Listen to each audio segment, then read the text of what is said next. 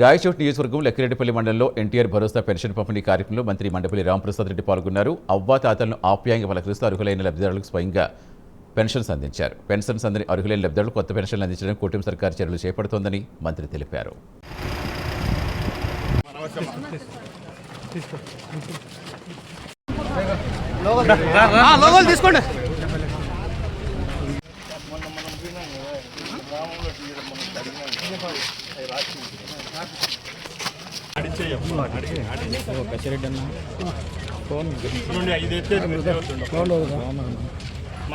మీరే కదా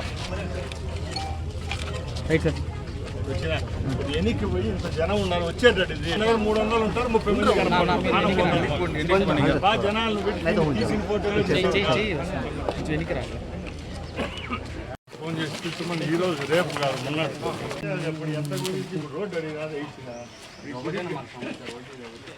రోడ్డు తీర్చింది నేనే కదా.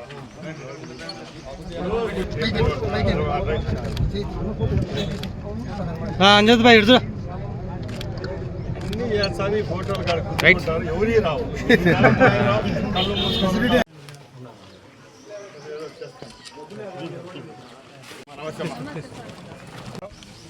ఈరోజు రాయచోటి నియోజకవర్గం లక్కిరెడ్డిపల్లి మండలంలో ఎన్ఆర్జీఎస్ కింద 1,30,00,000 రూపాయలతో అభివృద్ధి కార్యక్రమాలు చేపట్టడం జరిగింది. దానిలో భాగంగానే 3 రోడ్ల నిర్మాణాని కోసం సుమారుగా 1,10,00,000 రూపాయలు ఖర్చు పెట్టాం. గత 25 సంవత్సరాలుగా పెండింగ్ ఉండే గ్రామాలకు కూడా ఈరోజు కూటమి ప్రభుత్వం ఏర్పాటైన తర్వాత రహదారుల ఏర్పాటు జరుగుతూ ఉంది.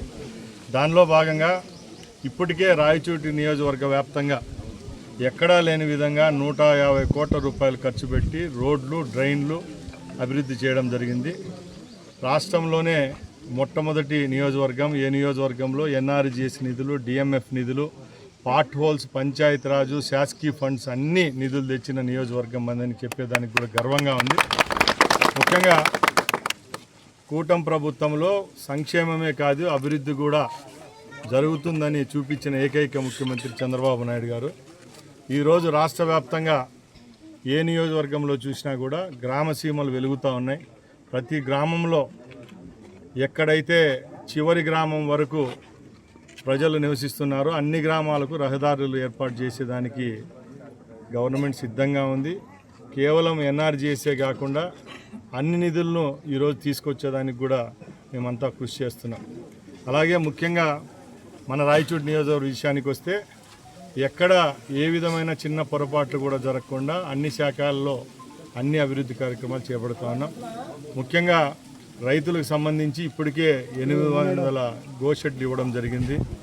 అలాగే రైతులకు సంబంధించి ఏ చిన్న పొరపాటు కూడా లేవనెత్తకుండా గత సంవత్సరంలో వచ్చిన అన్నదాత సుఖీభవ నుంచి రేపు రాబోయే అన్నదాత సుఖీభవ డబ్బులు పడే వరకు కూడా ఎక్కడ ఏ విధమైన సమస్యలు లేవనెత్తకుండా చేస్తున్నాం. ముఖ్యంగా గ్రామాల్లో తాగునీటి సమస్య ఉంది. ఆ తాగునీటి సమస్యకు శాశ్వత పరిష్కారంగా ఇప్పటికే వెలిగిళ్ళు జలాశయం నుంచి ఏదైతే జల్ జీవన్ మిషన్ కింద మనం నీళ్లు తీసుకొని వస్తామని మాట ఇచ్చామో ఆ పనులు కూడా శరవేగంగా జరుగుతూ ఉన్నాయి. సుమారుగా 420 కోట్ల రూపాయలతో నియోజకవర్గ వ్యాప్తంగా 92% విలేజెస్ కవర్ అయ్యే విధంగా 820 పల్లెలకు నీళ్ళు అందించే కార్యక్రమాన్ని శ్రీకారం చుట్టాం. దానిలో భాగంగానే మొట్టమొదటి విడతలో మన లక్కిరెడ్డిపల్లి నియోజకవర్గంలో కూడా వచ్చే ఆగస్టు కల్లా పూర్తి చేస్తామని తెలియజేసుకుంటున్నా. అలాగే గత ఎన్నికల హామీగా ఏదైతే వెలిగిళ్ళు నీళ్లను చివరి ఆయకట్టు వరకు తీసుకొని వస్తామని చెప్పామో ఆ కార్యక్రమాన్ని కూడా ఈ వేసవిలో నీళ్ళు అందించడం జరిగింది. 82 చెరువులు ఏవైతే వెలిగిళ్ళు ప్రాజెక్టు కింద ఉన్నాయో ఆ చెరువులన్నిటికీ గాలివీడి నుంచి మొదలు పెడితే హసనాపురం చెరువు వరకు నీళ్ళు ఇచ్చిన ఘనత కేవలం ఈ ప్రభుత్వానికి దక్కుతుందని తెలియజేస్తున్నా. అలాగే వెలిగిళ్ళు కాలువ యొక్క మరమ్మతుల కోసం ఏదైతే మేము చెప్పామో దానికి కట్టుబడి ఉన్నాం. 23 కోట్ల రూపాయలతో వెలిగిళ్ళు కాలువను ఆధునీకరిస్తాం. అలాగే ఈ చెరువులు ఏవైతే ఉన్నాయో ఆ చెరువుల మరమ్మతులు కూడా ఈ గ్రాంట్తోనే రిపేర్ చేయించే పని కూడా ముందుకెళ్తామని తెలియజేసుకుంటూ, అలాగే మన నియోజకవర్గంలో ఉన్న శ్రీనివాసపురం రిజర్వాయర్ హంద్రీనివా కింద ఉంది. ఆ శ్రీనివాసపురం రిజర్వాయర్కి కూడా గౌరవ ముఖ్యమంత్రి గారు శాంక్షన్ చేయడం జరిగింది. హంద్రీనివా మెయిన్ కెనాల్కు 850 కోట్ల రూపాయలు కేటాయించారు. అది కూడా త్వరలో పూర్తయినప్పుడు శ్రీనివాసపురం రిజర్వాయర్ ద్వారా ఎవరైతే రైతులు ఉంటారో 25,000 ఎకరాల ఆయకట్టు ఇస్తామని చెప్పాం. ఆ 25,000 ఆయకట్టుకు కూడా స్థిరీకరించే విధంగా ప్రభుత్వం చర్యలు తీసుకుంటుంది. ఒక్కొక్కటిగా ఎక్కడ ఏ విధమైన చిన్న సమస్యలు లేవనెత్తకుండా అభివృద్ధి సంక్షేమం చేస్తూ ఉన్నాం. ఈరోజు ప్రతిపక్షాలకు కూడా మేము ఒకటే చెప్తున్నాం, మీరు ప్రజల్లోకి రాలేక ఈరోజు 2 సంవత్సరాలు అయింది, ప్రతిపక్ష హోదా లేదు, ప్రజల్లోకి వచ్చేదానికి మీకు ముఖం చెల్లక ఈరోజు ప్రభుత్వాలపై నిందలేస్తున్నారు. ప్రతి ఒక్క నియోజకవర్గంలో కూడా స్థానికంగా ఎవరైతే గత 5 సంవత్సరాలు రాజ్యం ఏలారో, గత 5 సంవత్సరాలు ప్రజలను పట్టించుకోకుండా, ప్రజల కష్టాలను పట్టించుకోకుండా మీ కార్యకర్తల కోసం, మీ అనుయాయుల కోసం మీరు కృషి చేశారు. ఆ రోజు ఏదైతే ఎన్ఆర్జీఎస్ గ్రాంట్ ఉంటుందో ఎన్ఆర్జీఎస్ గ్రాంట్ అంతా మీ మనుషులకు, మీ యొక్క సన్నిహితుల కోసం ఖర్చు పెట్టారు. అలాగే ప్రతి ఒక్క గవర్నమెంట్ నుంచి వచ్చిన ప్రతి ఒక్క రూపాయికి ఈరోజు ప్రభుత్వం జవాబుదారీతనంగా పనిచేస్తూ ఉంది. ఆ రోజు మీరు ఎక్కడా పని చేయలేదు. ఈరోజు ప్రజల్లోకి వచ్చి ఏం అభివృద్ధి జరిగిందని చెప్తున్నారు. మేము ఒకటే చెప్తున్నాం, ఏ నాయకుడికైనా చిత్తశుద్ధి ఉంటే మీరు మళ్ళా రేపు ఏదైతే స్థానిక సంస్థల ఎన్నికలు ఉన్నాయో స్థానిక సంస్థల ఎన్నికల్లో పోటీ చేసేదానికి మేము సిద్ధంగా ఉన్నాం.